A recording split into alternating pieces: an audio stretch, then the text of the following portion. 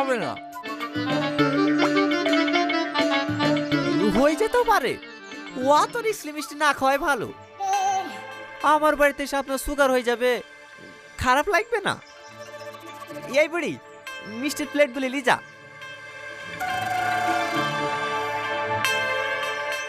আরে লি যাও।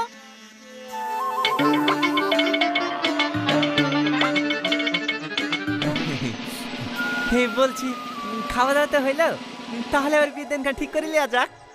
হ্যাঁ হ্যাঁ অবশ্যই। আর হ্যাঁ, দেনা পাওনা থাকলে বলে দেন।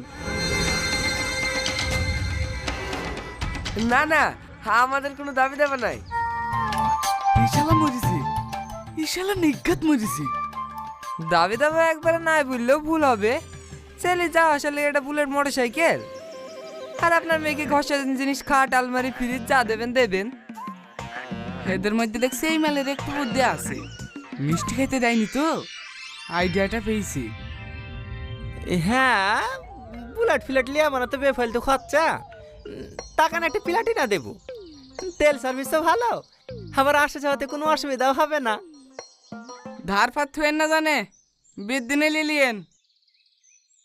সময় তুমি কথা বলছো কেন? কেন বলবো না? আজ 5 বছর হয়ে গেল বিয়ে হওয়া, আমার গাড়িটা দিয়েছেন? হ্যাঁ, আমাদের শ্বশুর জামাইয়ের মধ্যে খুব আর কি চলে। এই সেই দিনে কিছু শোরুমে গাড়ি নিতে লেগি, জামাই নিতে চলো না।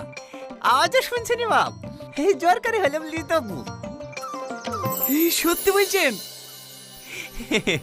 এই পাগল ছেলি, এই বসো বাপ, বসো বসো। তাহলে ভাই